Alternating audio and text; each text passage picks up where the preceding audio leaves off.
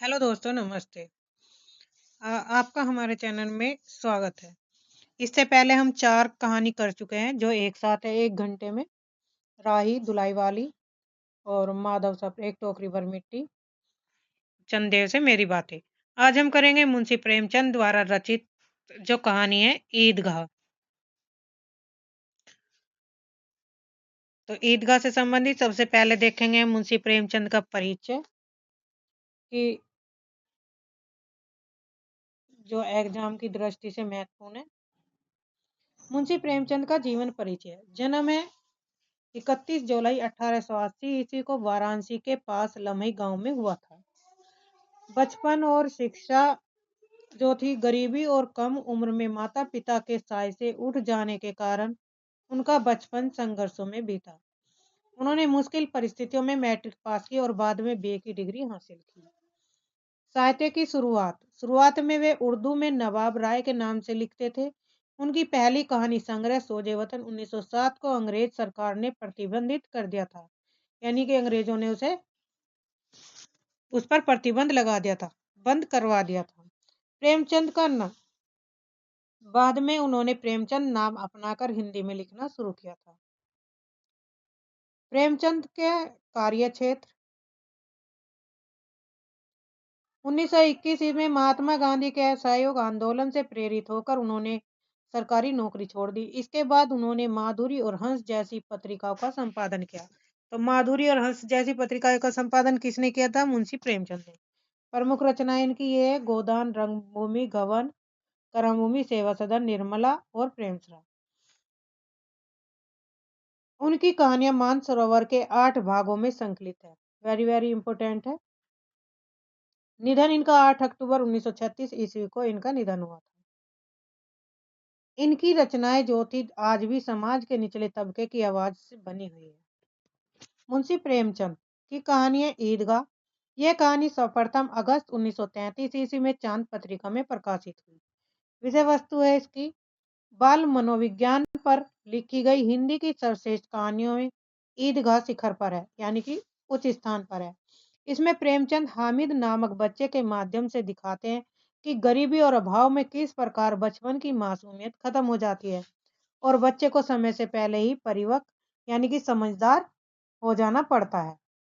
परिस्थितियां ऐसी होती हैं कि बच्चा गरीबी का इसमें अभाव दिया गया। गरीबी और अभाव में किस प्रकार बचपन की मासूमियत खत्म हो जाती है और वो समय से पहले क्या हो जाता है? समझदार हो जाता है। प्रमुख पात्र है इसमें हामिद है। देखिए ये इंपॉर्टेंट है, यहाँ से पीवाई क्यू क्वेश्चन आप उठा के देखो तो कई बार का एग्जाम में क्वेश्चन पूछा जा चुका है। हामिद है 4-5 साल का एक गरीब लड़का है। उसके माता पिता की मृत्यु हो चुकी है। दादी अमीना के साथ रहता है।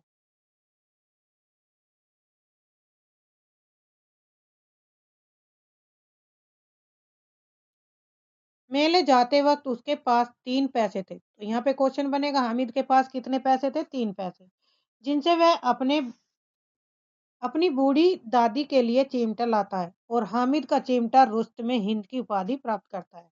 गरीबी के कारण वह समय से पहले ही परिपक्व हो जाता है। अमीना है दूसरे पात्र में जो हामिद की दादी है। एक गरीब बूढ़ी विधवा औरत जिसके पुत्र एवं बहू की मृत्यु हो गई है। लोगों का कामकाज करके खुद का और हामिद का पालन पोषण करती है। मोहसिन है दूसरा हामिद के साथ का लड़का है। उसके पास कुल 15 पैसे हैं। हामिद के पास कितने पैसे थे? 3 पैसे। और मोहसिन के पास 15 पैसे। यह मेले में भिश्ती खरीदता है। कमर झुकी हुई है, ऊपर मस्त पानी उड़ेलना ही चाहता है। मोहसिन के मामा जो थाने में कांस्टेबल है। महमूद है। महमूद हामिद के साथ का लड़का है। उसके पास 12 पैसे है। मोहसिन के पास कितने पैसे थे? 15। और हामिद के पास 3। महमूद के पास 12। तो ऐसे ही कूट में दे देंगे, पूछ लेंगे कि किसके पास कितने पैसे हैं। तो ये इंपॉर्टेंट है, इन्हें बिल्कुल याद रखना है आपको। तो मेले में वह सिपाही खरीदता है और कौन क्या खरीदता है इससे संबंधित भी क्वेश्चन पूछा जाएगा कि हामिद ने क्या खरीदा या मोहसिन ने क्या खरीदा था और महमूद ने क्या खरीदा मेले से। तो मेले में महमूद क्या खरीदता है? एक खाकी वर्दी का सिपाही। खाकी वर्दी और लाल पगड़ी वाला कवायद लिए चला आ रहा है। चौथा लड़का है नूरे नूरे, जो हामिद के साथ का लड़का है। यह मेले में वकील खरीदता है। कैसी विविधता है, उसके मुख पर बहस किए चले आ रहा है। सामी है, जो हामिद के साथ की एक लड़की है। वह मेले से धोबिन और खजड़ी खरीदती है। ये अब की बार एग्जाम में आया था, इम्पोर्टेंट है कि सामी ने मेले से क्या खरीदा था? धोबिन और खजड़ी। गौन पात्र में आते हैं, ये तो मुख्य पात्र। चौधरी कयामत अली, जो गांव का धनवान व्यक्ति है। हामिद हामिद का बाप हैजे से की बीमारी से मर जाता है तथा माँ पीलिए से मर जाती है। आबिद जो है वो है हामिद के पिता। कांस्टेबल है मोहसिन का मामू, वेतन 12 रुपए, घर 50 रुपए भेजता है।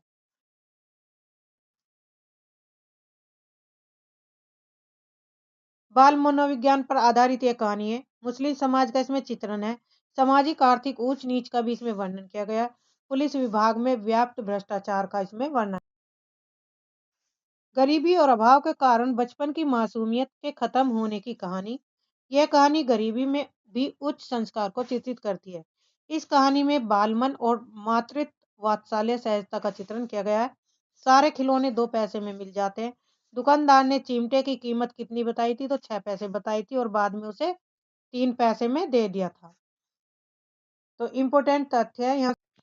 अब तक हमने देखे ईदगाह कहानी से संबंधित महत्वपूर्ण इम्पोर्टेंट तथ्य। अब हम कहानी पढ़ेंगे one line by line. Ramzan के पूरे 30 रोजों के बाद ईद आई। कितना मनोहर, कितना सुहाना प्रभाव है। वृक्षों पर अजीब हरियाली है। खेतों में कुछ अजीब रौनक है। आसमान पर कुछ अजीब लालिमा है। आज का सूर्य देखो कितना प्यारा, कितना शीतल है। यानी संसार को ईद की बधाई दे रहा है। गांव में कितनी हलचल है। ईदगाह जाने की तैयारियां हो रही हैं।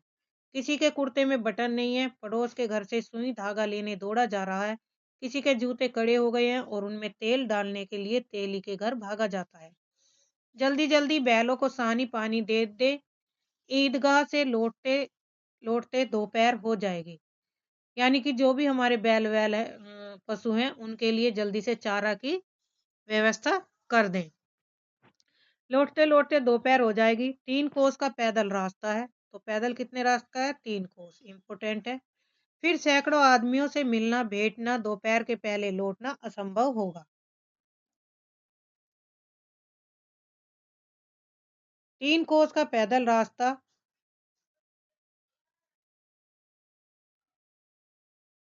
असंभव होगा। लड़के सबसे ज्यादा पर्सन है और किसी ने एक रोजा रखा है, वह भी दोपहर तक, किसी ने वह भी नहीं। लेकिन ईदगाह जाने की खुशी उनके हिस्से की चीजें हैं। रोज बड़े बूढ़ों के लिए होंगे, इनके लिए तो ईद है। रोज ईद का नाम रटते थे, आज वह आ गई। अब जल्दी पड़ी है कि लोग ईदगाह क्यों नहीं चलते। इन्हें गृहस्थी चिंताओं से क्या परियोजना। सवैयों के लिए दूध और शक्कर घर में है या नहीं, इनकी बला से। ये तो सवैयां खाएंगे। वह क्या जाने कि अब्बा जान क्यों बदहवास चौधरी कायम कायम अली के घर दौड़े जा रहे हैं। उन्हें क्या खबर कि चौधरी आंखें बदल ले तो ये सारी ईद मुहर्रम हो जाएगी। उनकी अपनी जेबों में तो कुबेर का धन भरा हुआ है। बार बार जेब से अपना खजाना निकाल कर गिनते हैं और खुश होकर फिर रख लेते हैं। महमूद गिनता है, 1 2 10 12। उनके पास 12 पैसे हैं। मोहसिन के पास महमूद के पास कितने पैसे हैं? 12 पैसे। मोहसिन के पास 1 2 3 8 9 15। तो उसके पास कितने हैं? 15 पैसे। इन्हीं अनगिनती पैसों में से अनगिनती चीजें लाएंगे। खिलौने, मिठाइयाँ, बिगुल, गेंद और जाने क्या क्या। और सबसे ज्यादा पर्सन है हामिद। वह 4 5 साल का गरीब सूरत दुबला पतला लड़का है, जिसका बाप गत वर्ष हैजे की भेंट हो गया और माँ न जाने क्यों पीली होती होती एक दिन मर गई। किसी को पता क्या बीमारी है, कहती तो कौन सुनने वाला था। दिल पर जो कुछ बीतती थी वह दिल में ही सहती थी और जब न सहा गया तो संसार से विदा हो गई। अब हामिद अपनी बूढ़ी दादी अमीना की गोद में सोता और उतना ही पर्सन है। उसके अब्बा जान रुपए कमाने गए हैं, बहुत सी थैलियां लेकर आएंगे। अम्मी जान अल्लाह मियाँ के घर से उसके लिए बड़ी बड़ी चीजें अच्छी अच्छी चीजें लानी गई है, इसलिए हामिद प्रसन्न है। आशा तो बड़ी चीज है। और फिर बच्चे की आशा, उनकी कल्पना तो राय का पर्वत बना देती है।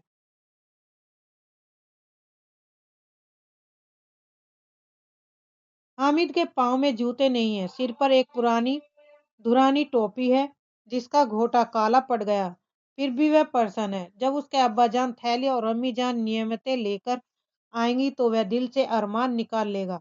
तब देखेगा मोहसिन और नूरे और सामी कहाँ से उतने पैसे निकालेंगे। अभागिन अमीना अपनी कोठरी में बैठी रो रही है। आज ईद का दिन है, उसके घर में दाना नहीं है। आज आबिद होता तो क्या इसी तरह ईद आती और चली जाती। इस अधिकार और निराशा में वह डूबी जा रही। किसने बुलाया था इस निगोड़ी ईद को। इस घर में अब उसका काम नहीं। लेकिन हामिद, उसे किसी के मरने जीने से क्या मतलब। उसके अंदर प्रकाश है, बाहर आशा है। विपत्ति अपना सारा दल बल लेकर आए, हामिद की आनंद भरी चितवन उसका विध्वंस कर देगी। हामिद भीतर जाकर दादी से कहता है, तुम डरना नहीं अम्मा, मैं सबसे पहले आऊंगा। बिल्कुल न डरना।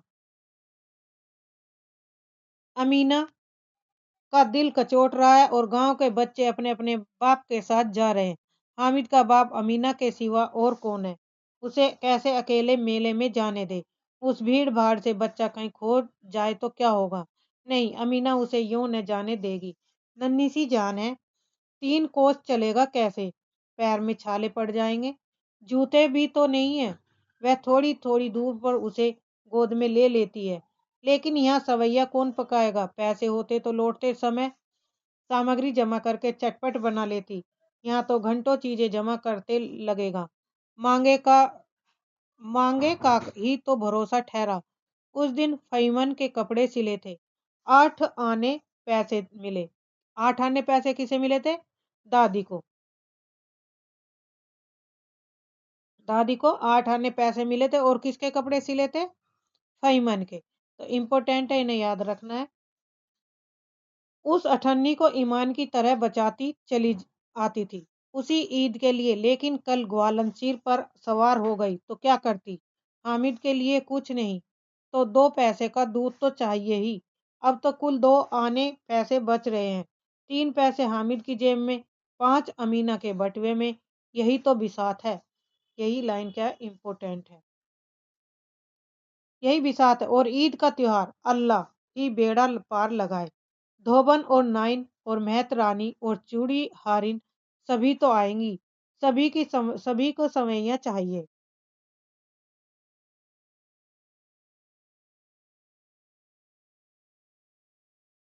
और थोड़ा किसी को आंखों नहीं लगता। किस किस से मुंह चुराएगी। और मुंह क्यों चुराए, साल भर का त्योहार है। जिंदगी खैरियत से रहे। उनकी तकदीर भी तो उसी के साथ है। बच्चे को खुदा सलामत रखे, ये दिन भी कट जाएंगे। गांव से मेला चला और बच्चों के साथ हामिद भी जा रहा था। कभी दौड़कर आगे निकल जाते तो फिर किसी पेड़ के नीचे खड़े होकर साथ वालों का इंतजार करते। यह लोग क्यों इतना धीरे धीरे चल रहे हैं। हामिद के पैरों में तो जैसे पर लग गई हूँ। वह कभी थक सकता है। शहर का दामन आ गया।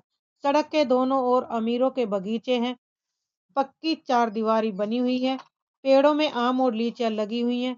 कभी कभी कोई लड़का ककड़ी उठाकर आम पर निशाना लगाता है। हे माली, अंदर से गाली देता हुआ निकलता है। लड़के वहां से एक फलांग पर है, खूब हंस रहे हैं। माली को कैसा उल्लू बनाया। बड़ी बड़ी इमारतें आने लगी। यह अदालत है, यह कॉलेज है, यह क्लब है। घर हो तो इतने बड़े कॉलेज में कितने लड़के पढ़ते होंगे। सब लड़के नहीं जी, बड़े बड़े आदमी हैं। सच, उनकी बड़ी बड़ी मूछें हैं। इतने बड़े हो गए अभी तक पढ़ते जाते हैं। न जाने कब तक पढ़ेंगे और क्या करेंगे। इतना पढ़कर हामिद के मदरसे में 2-3 बड़े बड़े लड़के बिल्कुल 3 कौड़ी के रोज मार खाते हैं। काम से जी चुराने वाले। इस जगह भी उसी तरह के लोग होंगे। और क्या, क्लब घर में जादू होता है सुना है। यहाँ मुर्दों की खोपड़ियां दौड़ती हैं और बड़े बड़े तमाशे होते हैं। किसी को अंदर नहीं जाने देते। और वहाँ शाम को साहब लोग खेलते हैं और बड़े बड़े आदमी खेलते हैं, मूंछों दाढ़ी वाले। और मैं भी खेलती हैं। सच, हमारी अम्मा को यह दे दो, क्या नाम है, बैट, तो उसे पकड़ ही ले न सके। घुमाते हुए लुढ़क जाए। महमूद ने कहा, हमारी अम्मी जान का तो हाथ कांपने लगे।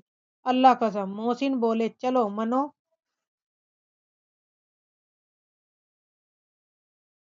आटा पीस डालती है, जरा सा बैट पकड़ लेगी तो हाथ कांपने लगेंगे।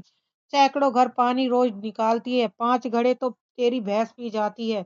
किसी मेम को एक घड़ा पानी भरना पड़े तो आंखों तक अंधेरी आ जाए। महमूद, लेकिन दौड़ती तो नहीं, उछल कूद तो नहीं कर सकती। मोहसिन, हाँ उछल कूद तो नहीं कर सकती, लेकिन उस दिन मेरी गाय खुल गई थी और चौधरी के खेत में जा पड़ी। अम्मा इतना तेज दौड़ी कि मैं उन्हें पकड़ भी न सका।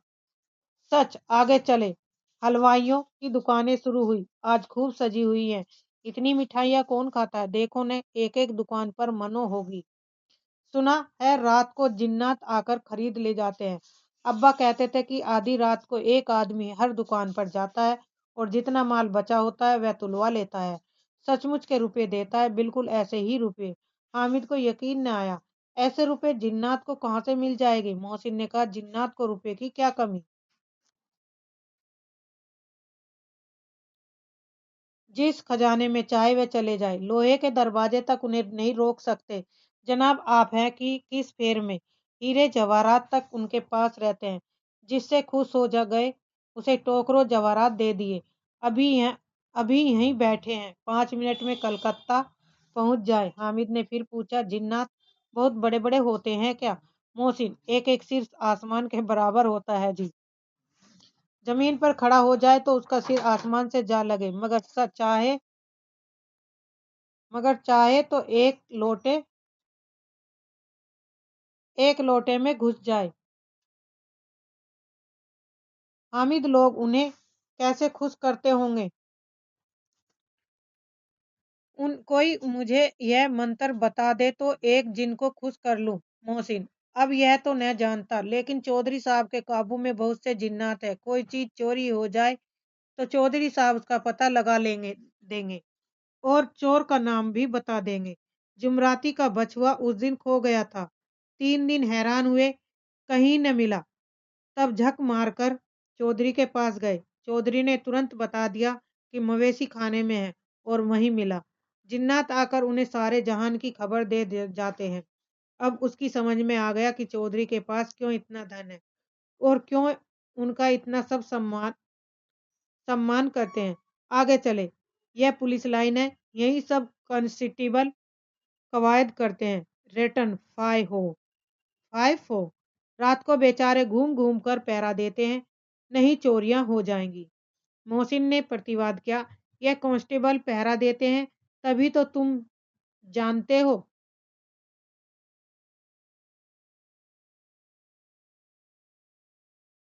अजी हजरत, यह चोरी करते हैं। शहर के जितने चोर डाकू हैं सब इनसे मोहल्ले में जाकर जाते रहो पुकारते हैं। तभी इन लोगों के पास इतने रुपए आते हैं। मेरे मामू एक थाने में कांस्टेबल हैं, बस रुपया महीना पाते हैं, लेकिन 50 रुपए घर भेजते हैं। अल्लाह कसम, मैंने एक बार पूछा था कि मामू आप इतने रुपए कहाँ से पाते हो? हंसकर कहने लगे, बेटा अल्लाह देते हैं। फिर आप ही बोले, हम लोग चाहे तो एक दिन में लाखों मार लाएं, हम तो इतना ही लेते हैं जिसमें अपनी बदनामी न हो और नौकरी न चली जाए। हामिद ने पूछा, यह लोग चोरी करवाते हैं तो कोई इन्हें पकड़ता नहीं? मोहसिन उसकी नादानी पर दया दिखाकर बोला, अरे पागल, इन्हें कौन पकड़ेगा? पकड़ने वाले तो यह लोग खुद हैं, लेकिन अल्लाह इन्हें सजा भी खूब देता है। हराम का माल हराम में जाता है। थोड़े ही दिन हुए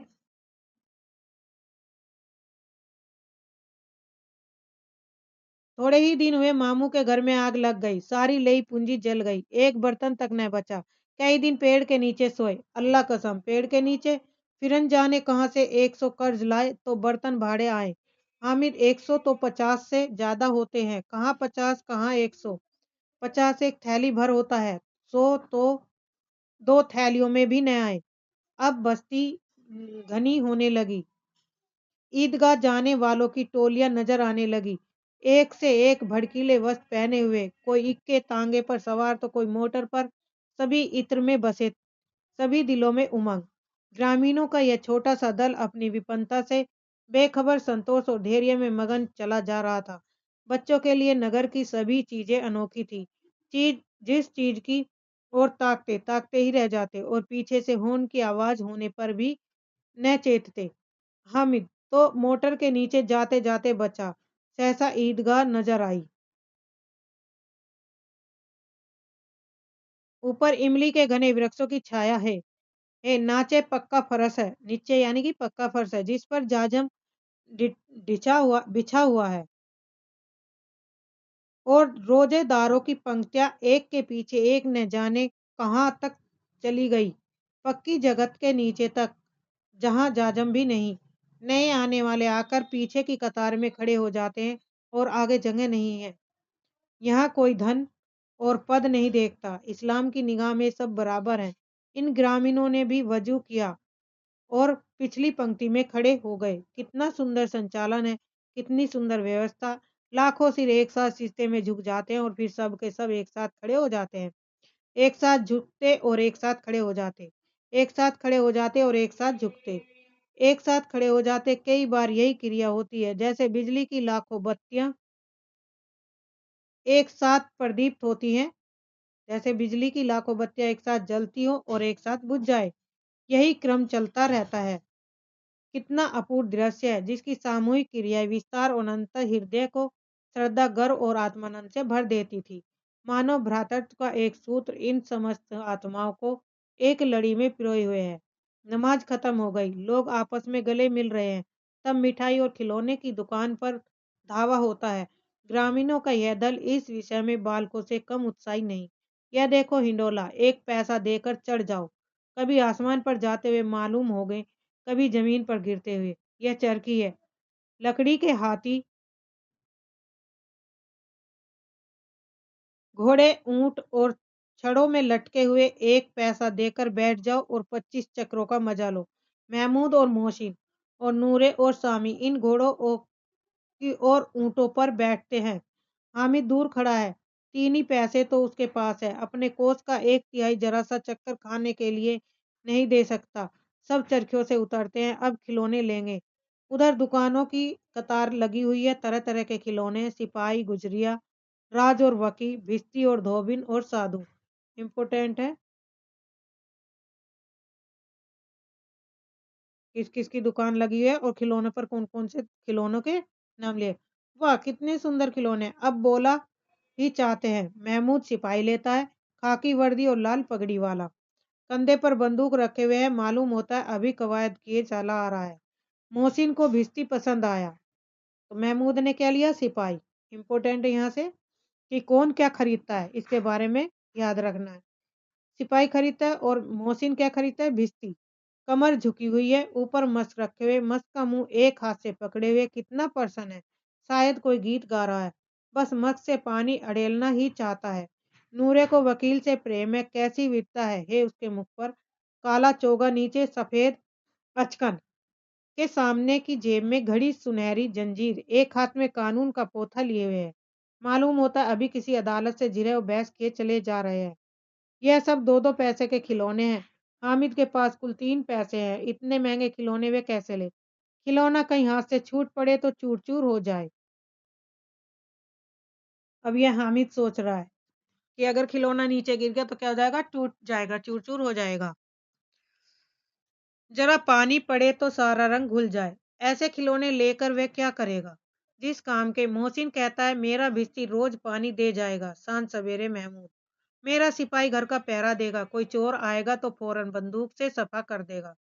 नूरे कहता है मेरा वकील खूब मुकदमा लड़ेगा और सामी और मेरी धोबिन रोज कपड़े धोएगी। हामिद खिलौने की निंदा करता है। मिट्टी के ही तो है, गिरे तो चकनाचूर हो जाएंगे। हामिद कहता है ये सब क्या है, मिट्टी के तो हैं, सब टूट जाएंगे, सब चकनाचूर हो जाएंगे। लेकिन ललचाई हुई आंखों से खिलौने को देख रहा है और चाहता है कि जरा देर के लिए उनके हाथ में ले सकता है। उसके हाथ अनायास ही लपकते हैं, लेकिन लड़के इतने त्यागी नहीं होते, विशेषकर जब अभी नया शौक है। हामिद ललचता रह जाता है और खिलौने के बाद मिठाइयाँ आती हैं। किसी ने रेवड़ियाँ ली, किसी ने गुलाब जामुन और किसी ने सोहन हलवा। मज़े से खा रहे हैं।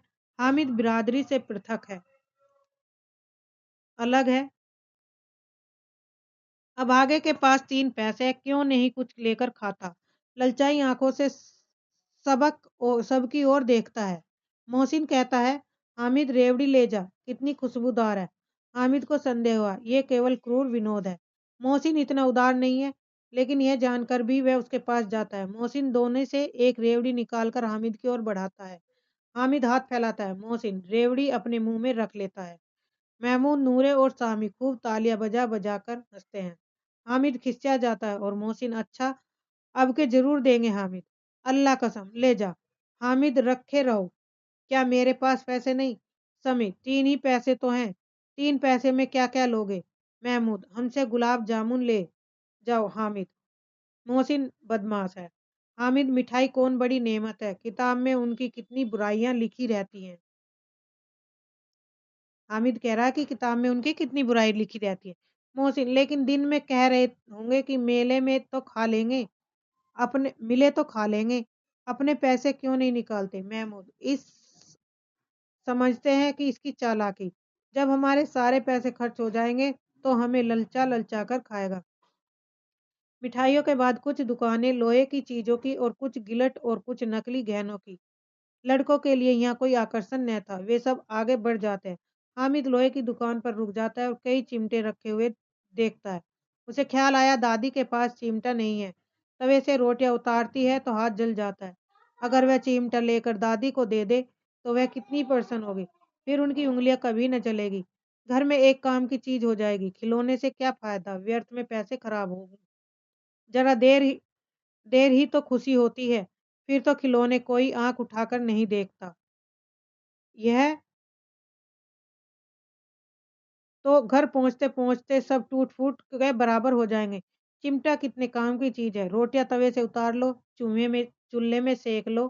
कोई आग माँगने आए तो चटपट चूल्हे से आग निकाल कर उसे दे दो। अम्मा बेचारी को ख्वाब-फुरसत है कहाँ कि बाज़ार आए। यानी कि अम्मा को कहाँ इतनी फुर्सत है कि अम्मा जो बाज़ार आए। और इतने पैसे ही कहाँ मिलते हैं, रोज़ हाथ जला लेती है। हामिद के साथी आगे बढ़ गए। सबील पर सब के सब शरबत पी रहे थे। देखो सब कितने लालची हैं, इतनी मिठाइयाँ ली, मुझे किसी ने एक भी न दी। उस पर कहते हैं मेरे साथ खेलो, मेरा ये काम करो। अब अगर किसी ने कोई काम करने को कहा तो मैं पूछूंगा, खाए मिठाइयाँ। हामिद कह रहा, सब मेरे से काम तो करवा लेते हैं लेकिन मेरे से किसी ने किसी चीज के लिए नहीं पूछा। अब मैं उनसे काम नहीं करूंगा, अब कहूंगा कि तुम खुद मिठाई खाइए। आप मुंह सड़ेगा, मुंह फूटेगा, फुंसियाँ निकलेंगी, आप ही जबान चटोरी हो जाएगी। तब घर से पैसे चुराएंगे और मार खाएंगे। किताब में झूठी बातें थोड़े ही लिखी हैं, मेरे जबान क्यों खराब होगी। अम्मा चिमटा देखते ही दौड़कर मेरे हाथ में से ले लेगी और कहेगी, मेरा बच्चा अम्मा के लिए चिमटा लाया, कितना अच्छा लड़का है।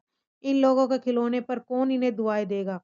बड़ों का दुआएं सीधा अल्लाह के दरबार में पहुंचती है, तुरंत सुनी जाती है। और मैं भी इनसे मिजाज क्यों सहूं? मैं गरीब सही, किसी से कुछ मांगने तो नहीं जाते। आखिर अब्बा जान कभी न कभी आएंगे और अम्मा भी आएगी, फिर इन लोगों से पूछूंगा कितने खिलौने लोगे। एक एक को टोकरियों खिलौने दूं और दिखा दूं कि दोस्तों के साथ इस तरह का सलूक किया जाता है। यह नहीं कि एक पैसे की रेवड़ियां ली तो चिड़ा चिड़ा कर खाने लगे। अब जो ये सारी बातें कौन सोच रहा है? हामिद सोच रहा है कि जब उसके अम्मा और अम्मी आएंगे तो वे उसके लिए बहुत सारे पैसे लाएंगे और उन्हें टोकरी भर भर के खिलौने लेंगे। तब मैं इन्हें बताऊंगा कि कैसे दोस्तों के साथ रहा जाता है। चिड़ा चिड़ा कर खाने लगे। सबके सब हंसेंगे कि हामिद ने चिमटा लिया। हंसे मेरी बला से। उसने दुकानदार से पूछा, यह चिमटा कितने का है? दुकानदार ने उसकी ओर देखा और कोई आदमी साथ न देखकर कहा, तुम्हारे काम का नहीं है जी, बिकाऊ है कि नहीं? बिकाऊ क्यों नहीं है? और यहाँ क्यों लाद लाए हैं? तो बताते क्यों नहीं है कि पैसे का है? 6 पैसे लगेंगे। हामिद का दिल बैठ गया। ठीक ठीक, 5 पैसे लगेंगे। लेना हो ले, नहीं तो चलते बनो। हामिद ने कलेजा मजबूत करके कहा, 3 पैसे लोगे? यह कहता हुआ वह आगे बढ़ गया। दुकानदार की घुड़कियां न सुने, लेकिन दुकानदार ने घुड़कियां नहीं दी, बुलाकर चिमटा दे दिया। हामिद ने उसे इस तरह कंधे पर रखा मानो बंदूक हो। शान से अकड़ता हुआ संगियों के पास आया। जरा सुने सबके सब क्या क्या आलोचनाएं करते हैं। मोहसिन ने हंसकर कहा, यह चिमटा क्यों?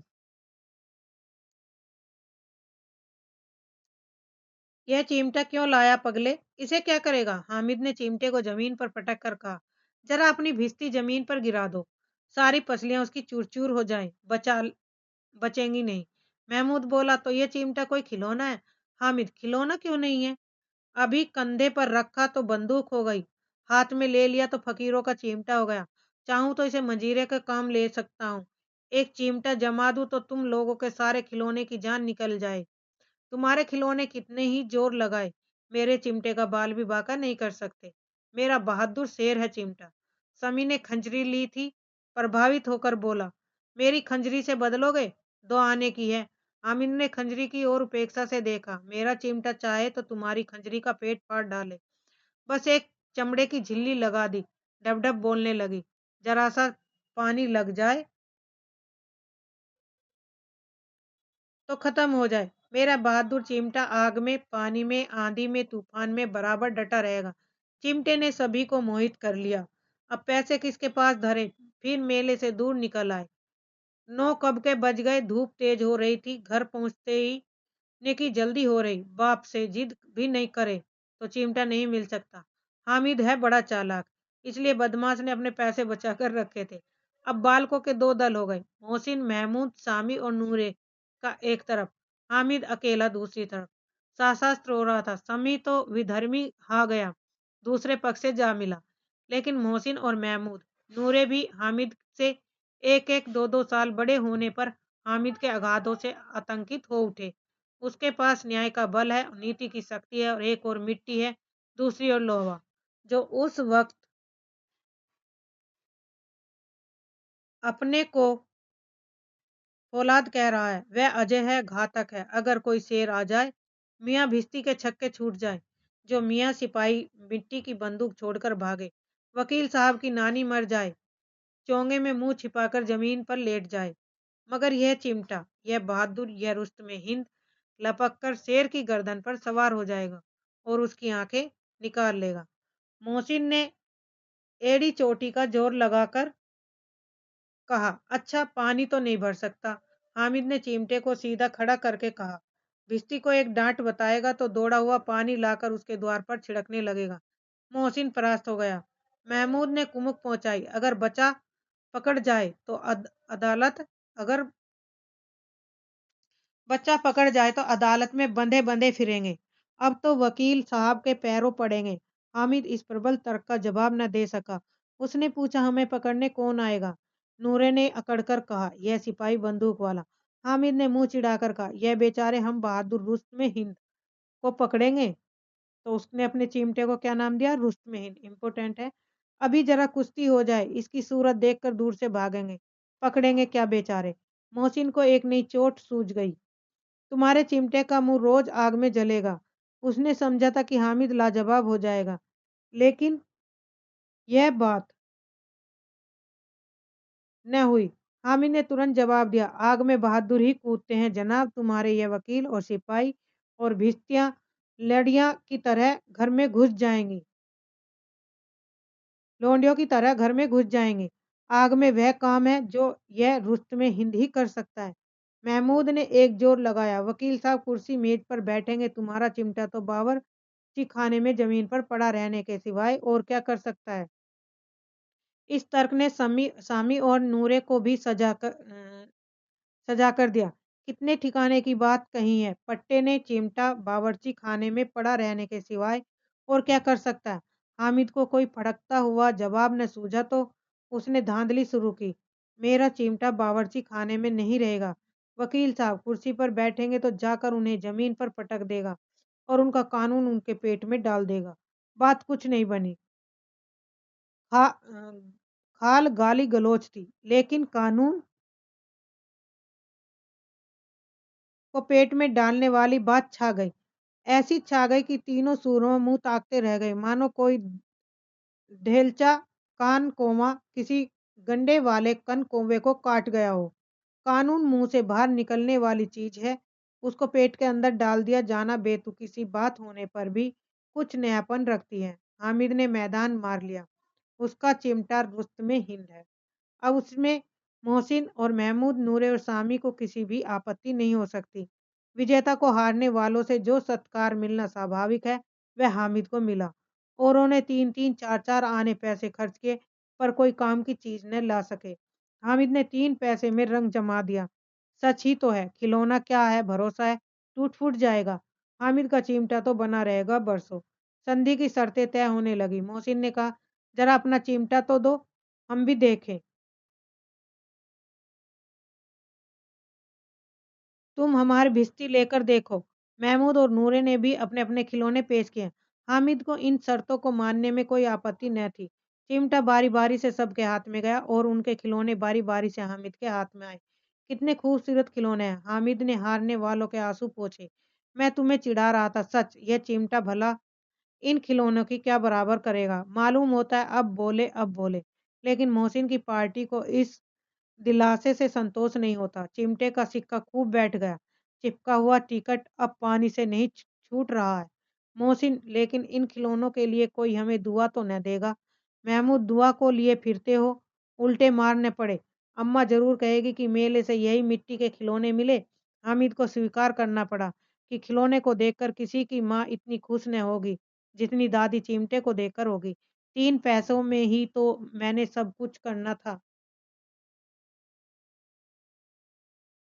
और उन पैसों के इस उपाय पर पछतावे की बिल्कुल जरूरत न थी। फिर अब तो चिमटा रुस्तमे हिंद है और सभी खिलौनों का बादशाह।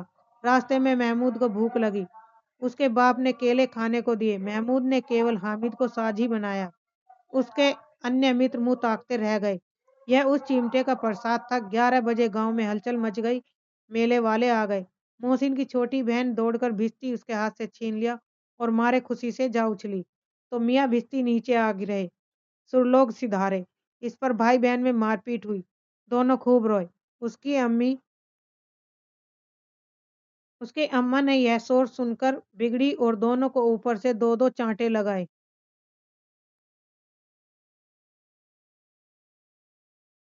मियाँ नूरे के वकील का अंत उनके प्रतिष्ठान अनुकूल जिससे ज्यादा गौरवमय हुआ। वकील जमीन पर ही ताक पर हो नहीं बैठ सकता। इसकी मर्यादा का विचार तो करना ही होगा। दीवार में खूंटियां गाड़ी गई। उन पर लकड़ी का एक पटरा रखा गया। पटरे पर कागज का कालीन बिछाया गया। वकील साहब राजा भोज की भांति सिंहासन पर विराजे। नूरे ने उन्हें पंखा झूलना झलना शुरू किया। अदालतों में खर की टट्टियां और बिजली के पंखे रहते थे। क्या यहाँ मालूम पंखा भी न हो? कानून की गर्मी दिमाग चढ़ जाएगी कि नहीं। बांस का पंखा आया और नूरे हवा करने लगे। मालूम नहीं पंखे की हवा से या पंखे की चोट से वकील साहब स्वर्गलोक से मृत्युलोक में आ रहे और उनकी माटी का चोला माटी में मिल गया। फिर वे जोर जोर से मातम हुआ और वकील साहब की अस्थिर घूरे पर डाल दी गई। अब रहा महमूद का सिपाही। उसे चटपट गांव का पहरा देने का चार्ज मिल गया। लेकिन पुलिस का सिपाही कोई साधारण व्यक्ति तो नहीं जो अपने पैर चले वह पालकी पर चढ़ेगा। एक टोकरी आई, उसमें कुछ लाल रंग के फटे पुराने चिथड़े बिछाए गए जिसमें सिपाही साहब आराम से लेटे। नूरे ने यह टोकरी उठाई और अपने द्वार का चक्कर लगाने लगे। उनके दोनों छोटे भाई सिपाही की तरह छोड़ने वाले जागते रहो पुकारते चलते रहे, मगर रात तो अंधेरी होनी चाहिए। नूरे को ठोकर लग जाती है और टोकरी उसके हाथ से छूटकर गिर पड़ती है। मियाँ सिपाही अपनी बंदूक लिए जमीन पर आ जाते हैं और उनकी एक टांग में विकार आ जाता है। महमूद को आज ज्ञात हुआ कि वह अच्छा डॉक्टर है। उसको ऐसा मरहम मिल गया कि जिसमें वह टूटी टांग को भी आनन फानन में जोड़ सकता है। केवल गूलर का दूध चाहिए। गूलर का दूध आता है, टांग जवाब दे देती है, शल्य क्रिया असफल हुई। उसकी दूसरी टांग भी तोड़ दी जाती है। अब कम से कम एक जगह आराम से बैठे तो सकता है। एक टांग से तो न चल सकता था न बैठ सकता। अब वह सिपाही सन्यासी हो गया और अपनी जगह पर बैठा बैठा पहरा देता है। कभी कभी देवता भी बन जाता है। उसके सिर का झालरदार साफा खुरच दिया गया। अब उसका जितना रूपांतर चाहो कर सकते हो। कभी कभी तो उससे बाट का काम भी लिया जाता है। अब मियाँ हामिद का हाल सुनिए। अमीना उसकी आवाज सुनते ही दौड़ी और उसे गोद में उठाकर प्यार करने लगी। सहसा उसके हाथ में चिमटा देखकर वह चौंकी। यह चिमटा कहाँ था? मैंने मेले से लिया। कै पैसे में? 3 पैसे में। अमीना ने छाती पीट ली। यह कैसा बेसमझ लड़का है कि दोपहर हुआ कुछ खाया न पिया, लाया भी क्या? चिमटा। सारे मेले में तुझे और कोई चीज न मिली? जो यह लोहे का चिमटा उठा लाया? हामिद ने अपराधी भाव से कहा। तुम्हारी उंगलियां तवे से जल जाती थी, इसलिए मैंने इसे लिया। बुढ़िया का क्रोध तुरंत स्नेह यानी कि प्रेम में बदल गया, और स्नेह भी वह नहीं जो प्रगल्भ होता है, वो अपनी सारी कसक शब्दों में बिखेर देता है। यह मूक स्नेह था, खूब ठोस रस और स्वाद से भरा हुआ। बच्चे में कितना व्याह, कितना स्वभाव और कितना विवेक है। दूसरों को खिलौने लेता और मिठाई खाते देखकर भी इसका मन कितना कितना ललचाया होगा। इतना जब्त इतना जब्त इससे हुआ कैसे? वहां भी इसे अपनी बुढ़िया दादी की याद बनी रही। अमीना का मन गदगद हो गया, और अब एक विचित्र बात हुई।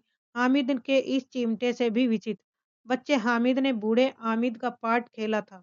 बुढ़िया आमीना बालिका अमीना बन गई, और वह रोने लगी। दामन फैलाकर हामिद को दुआएं देती जाती और आंसू की बड़ी बड़ी बूंदें गिराती जाती। हामिद इसका रहस्य क्या समझता? भाई बच्चा था, उसे कुछ समझ नहीं आया कि दादी रो रही है या खुश हो रही है। तो ये थी हामिद की कहानी।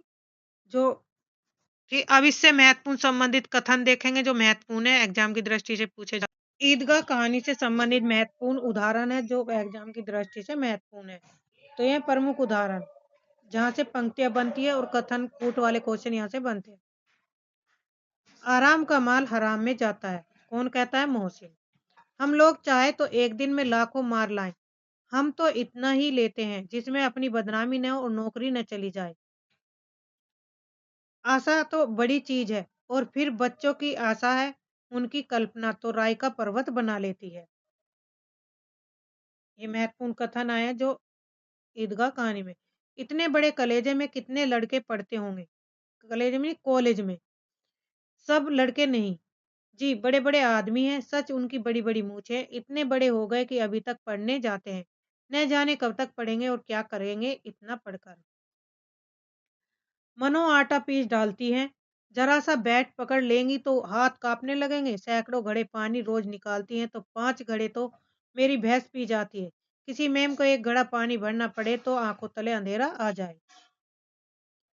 चौधरी साहब के काबू में बहुत से जिन हैं। कोई चीज चोरी चली जाए और चौधरी साहब उसका पता लगा लेंगे, चोरी का नाम बता देंगे, जिन्नात आकर उन्हें सारे जान की खबर दे जाते हैं। मोहसिन ने प्रतिवाद किया, ये कांस्टेबल का पहरा देते हैं, तभी तुम बहुत जानते हो। अजी हजरत, ये चोरी करते हैं। शहर के जितने चोर डाकू हैं सब इनसे मिले रहते हैं। रात को ये लोग चोरों से तो कहते हैं चोरी करो, और आप दूसरे मोहल्ले में जाकर कहते हो जागते रहो। जागते रहो पुकारते हैं, तभी इन लोगों के पास इतने रुपए आते हैं। यहाँ कोई धन और पद नहीं देखता। इस्लाम की निगाह में सब बराबर है। कितना सुंदर संचालन है, कितनी सुंदर व्यवस्था। लाखों सिर एक साथ सीधे में झुक जाते हैं। फिर सबके सब एक साथ खड़े हो जाते हैं, और एक साथ झुकते हैं और एक साथ घुटनों के बल बैठ जाते हैं। कई बार यही क्रिया होती है, जैसे बिजली की लाखों बत्तियां एक साथ प्रदीप्त होती हूँ। तो ये कथन कौन कह रहे हैं? आपस में जब बच्चे जा रहे हैं मेला देखने ईदगाह पर, तो आपस में बातें करते हुए जा रहे हैं कि देखो कितनी सुंदर यहाँ पे जो दृश्य दिखाया गया कि एक साथ खड़े होते हैं, और एक साथ जब नमाज पढ़ते हैं तो लाखों सिर एक साथ खड़े होते हैं और एक साथ झुकते हैं। जैसे मानो बिजली की लाखों बत्तियां एक साथ प्रदीप्त हो और एक साथ बुझ जाए। यानी कि बिजली की जो लाखों बत्तियां वो एक साथ जलती हों और एक साथ बुझ जाती हैं। यही क्रम चलता रहा। कितना अपूर्व दृश्य था, जिसका सामूहिक क्रिया विस्तार और अनंतता हृदय को श्रद्धा और गर्व आत्मानंद से भर देती थी। मानव भारत का एक सूत्र इन समस्त आत्माओं को एक लड़ी में पिरोए हुए है। हामिद सबके खिलौनों की निंदा करता है।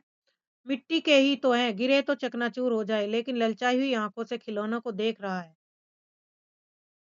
और चाहता है कि जरा देर के लिए उन्हें हाथ में ले सकता है। उसके हाथ अनायास लपकते हैं, लेकिन लड़के इतने त्यागी नहीं होते हैं, विशेषकर जब अभी उनका नया शौक हो। हामिद लोहे की दुकान पर रुक जाता है। कई चिमटे रखे हुए होते हैं। उसे ख्याल आया कि दादी के पास चिमटा नहीं है। तवे से रोटियां उतारते हुए उसका हाथ जल जाता है। अगर वह चिमटा लेकर जाएगा तो दादी को दे देगा, और दादी कितनी प्रसन्न होगी। फिर उनकी उंगलियां कभी न जलेंगी। घर में एक काम की चीज तो हो जाएगी, खिलौने से क्या फायदा, व्यर्थ में पैसे खराब होंगे। चिमटा कितने काम की चीज है, रोटियां तवे से उतार लो तो चूल्हे में सेक लो। कोई आग मांगने आए तो झटपट चूल्हे से आग निकाल कर उसे दे दो। अम्मा बेचारी को कहाँ फुर्सत है कि बाजार आए, और इतने पैसे ही कहाँ मिलते हैं, रोज हाथ जला लेती है। अम्मा चिमटा देखते ही दौड़कर मेरे हाथ से ले लेगी और कहेगी कि मेरा बच्चा अम्मा के लिए चिमटा लाया, कितना अच्छा लड़का है। इन लोगों के खिलौने पर कौन इन्हें दुआएं देगा। बड़ों की दुआएं सीधे अल्लाह के दरबार में पहुंचती है और तुरंत सुनी जाती है। कह रहा है, हामिद कह रहा है। हामिद सोच रहा कि मैं अम्मा के लिए चिमटा लेकर जाऊंगा तो अम्मा मुझे कितनी ढेर सारी दुआएं देंगी। और जो बड़े बूढ़े दुआएं देते हैं तो उनकी दुआएं सीधे अल्लाह तक पहुंचती है। मेरे पास पैसे नहीं है, तभी तो मोहसिन और महमूद यूं मिजाज दिखाते हैं। मैं भी इनसे मिजाज दिखाऊंगा, खेले खिलौने और खाए मिठाइयाँ। मैं नहीं खेलता खिलौनों से। किसी का मिजाज क्यों सहूं। मैं गरीब हूँ, गरीब सही, पर किसी से कुछ मांगने तो नहीं जाता। आखिर अब्बाजान कभी न कभी आएंगे और अम्मी भी आएंगी, फिर इन लोगों से पूछूंगा कितने खिलौने लोगे। एक एक को टोकरियां खिलौने दूंगा और दिखा दूंगा कि दोस्तों के साथ इस तरह का सलूक किया जाता है। ये सब कौन सोच रहा है? हामिद। अभी कंधे पर रखा बंदूक हो गई। अब वो चिमटा ले लेता तो अपने चिमटे के बारे में हामिद कह रहा है कि अगर मैंने इसे कंधे पे रखा तो बंदूक हो गई, हाथ में लिया तो फकीरों का चिमटा हो गया। चाहूं तो इससे मंजीरे का काम ले सकता हूँ। एक चिमटा जमा दूं तो तुम लोगों के सारे खिलौनों की जान निकाल जाए। तुम्हारे खिलौने कितने ही जोर लगाए, मेरे चिमटे का बाल भी बांका नहीं कर सकते। मेरा चिमटा क्या है, बहादुर शेर है चिमटा। हामिद फिर कह रहा, आग में बहादुर ही कूदते हैं। जनाब, तुम्हारे ये वकील सिपाही और भिस्ती लोंडियों की तरह घर में घुस जाएंगे। आग में कूदना उनका काम है, जो यह रुस्त में हिंद ही कर सकता है, यानी कि मेरा चिमटा ही कर सकता है। कानून मुंह से बाहर निकलने वाली चीज है, उसको पेट के अंदर डाल दिया जाना बेतुकी सी बात होने पर भी कुछ नयापन रखती है। बुढ़िया का क्रोध तुरंत अमीना दादी है हामिद की, उसका जो क्रोध है तुरंत इस प्यार में बदल जाता है। और इसने भी वह नहीं जो प्रगल्भ हो, जो कम समय के लिए, अधिक समय के लिए अपनी सारी कसक शब्दों में बिखेर देता है। यह मूक स्नेह था जो खूब ठोस रस और स्वाद से भरा हुआ। बच्चे में कितना त्याग, कितना स्वभाव, कितना विवेक है। ये सब दादी सोच रही है। बच्चे हामिद ने